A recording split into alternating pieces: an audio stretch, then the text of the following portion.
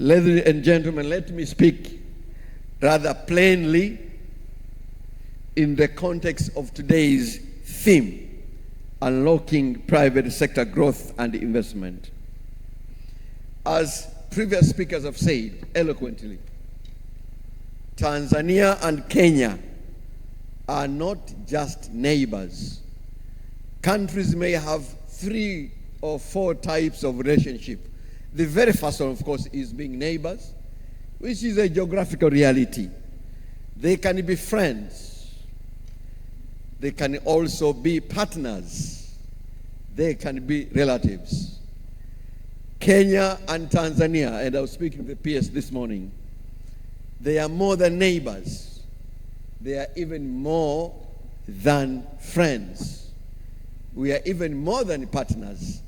We are actually relatives, which means that in a family, it is normal and usual for relatives once in a while to query. Wanagombana kidogo, but actually that never ends the relativeness. And that is Kenya and Tanzania. You can end friendship, you can never end a relative relationship. Na si Kenya na Tanzania hapo mtake msitake, tupo pamoja, hamna namna. As others have said very well, together we represent a market of 120 million people with a combined GDP, depending on which source we're using, of roughly around USD 230 billion. We are connected by our geography, as I said, by history, by values, and by language. These are the only African countries which are connected by one language, Tanzania, African language.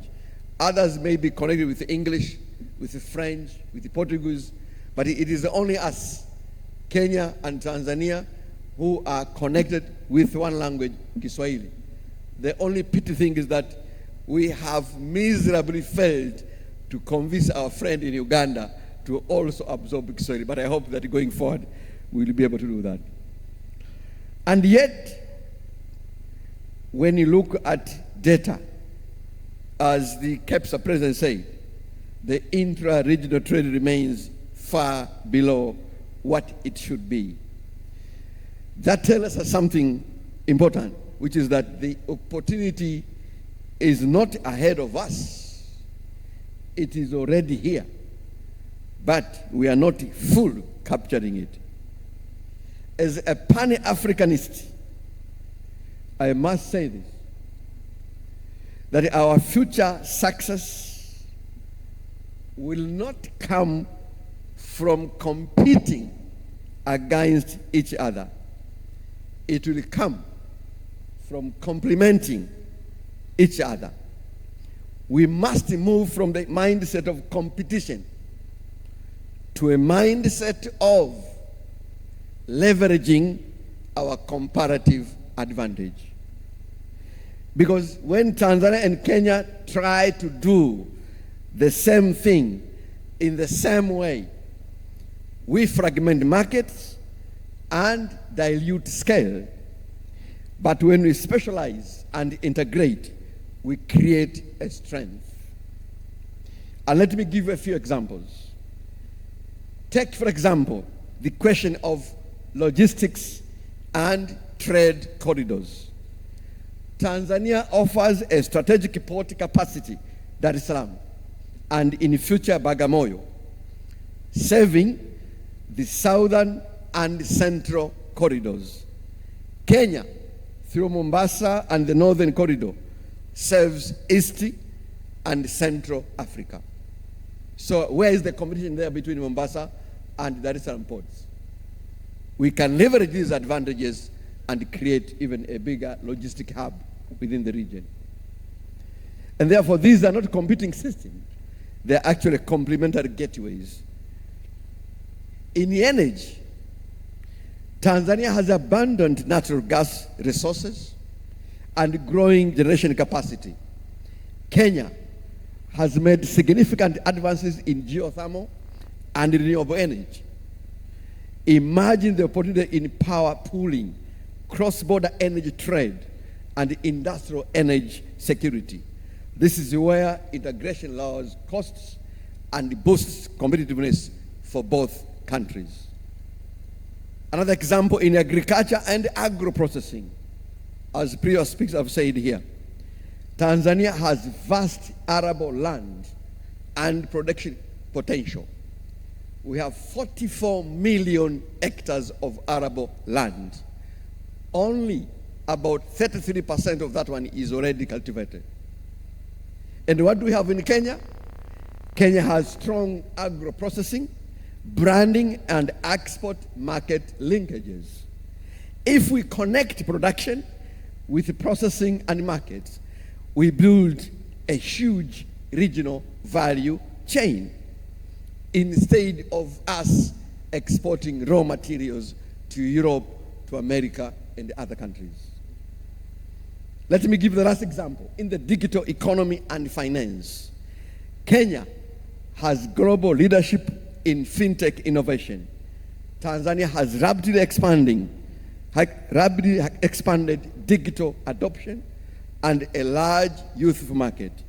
Together, we can scale innovation and cross borders, not as two small markets, but as one big integrated digital ecosystem. This is what we mean by leveraging comparative advantages. Ladies and gentlemen, Kenya is already a very strong investor in Tanzania. It is the 8th largest investor in Tanzania. And the data are very clear. But the point here is that it is not just about more investment. It is also about smarter investment. Investment that recognizes where each country is strongest and builds linkages. On our part, Tanzania is continuing to improve the investment environment. We are strengthening our TISEZA as a one-stop center. We are expanding our special economic zones. We're investing heavily in infrastructure, as you know. We have our SGR, our ports, our roads. We are also improving the regulatory environment and reducing bottlenecks. And more importantly, and our DIRA 2050, we are positioning the private sector as a lead sector in terms of driving our economic transformation. And our vision is cognizance of the East African Vision 2050, which projects that by 2050, the East African economy has to be $10 trillion. And you want to contribute to that one to $1 trillion by 2050. Let me also be clear here, as others have said. Governments can only create the environment. It is you, the private sector, who will drive the economic integration. Our role as governments is to have the right priorities, and I think we have the right priorities, is to create necessary conducive environment, and that is what we are doing, and to catalyze the actions. And this is why our two heads of state are meeting this afternoon, to do all these things. Distinguished ladies and gentlemen, this forum is therefore important because it brings decision makers and investors into the same room. So I'd like to encourage you to focus on a few practical outcomes. Firstly, you try to identify joint investment opportunities, not parallel ones, so that you are able to leverage comparative advantage. 2, to address the remaining non-tariff barriers that increase the cost of doing business in East Africa. And by the way, we have done a lot of progress already. I was a Minister of Industry and Trade a couple of years ago.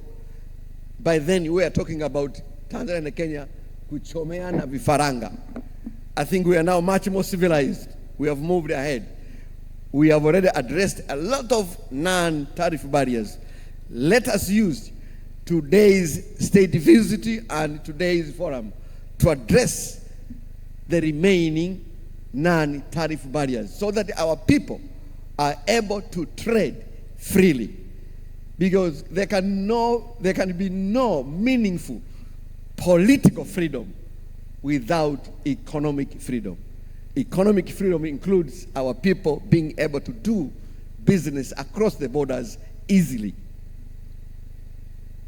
And 3 is to build cross-border value chains in key sectors, and most importantly, to think regionally when making business decisions. And all of us travel to Europe, to Asia, to America. If Europe are uniting when it comes to matters of trade and investment, who in Africa we think that we can make a meaningful impact in the global economy by moving parallel? We have no option. We have to come together as a region, as a continent. And I hope that today's forum kickstarts a much more meaningful and bigger economic integration, and not of us leaders, but of our people who are doing business. Because in today's world, competitiveness is not national, it is regional. The world is competing regionally, not nationally. And this is important, and I hope that this forum addresses that one. As we say in Kiswahili, so I had a similar saying in Kiswahili with my friend, kidole kimoja hakivunji chawa, lakini kwa sababu ameshatumia hiyo, let me use another one. Umoja ni nguvu, utengano ni udhaifu. If we get this right, Tanzania and Kenya will not just grow, will anchor the economic transformation for East Africa and the continent at large. Ladies and gentlemen, the global economy is changing. Supply chains, as we know, are shifting. Investors are looking for stability, are looking for scale, are looking for connectivity. East Africa, and especially our 2 countries, has all the 3. We have stability, we have the scale, we have the connectivity. This is our moment. Let me conclude by reaffirming Tanzania's commitment to deepening economic cooperation with Kenya and the East African generally. To our Kenya's guests, you are not just visitors, as I said, you are partners, you are relatives, biologically and socially. Watu wamezaliwa Kenya wanakaa hapa, watu wamezaliwa Tanzania wanakaa Kenya. Siku hizi tunaoleana mambo mazuri tu. Sasa kwa nini tugombane? Lazima tufanye kazi pamoja. Let us use this forum not just to talk, but to agree on concrete actions. Let us move from potential to performance. We talk a lot about we have huge potential.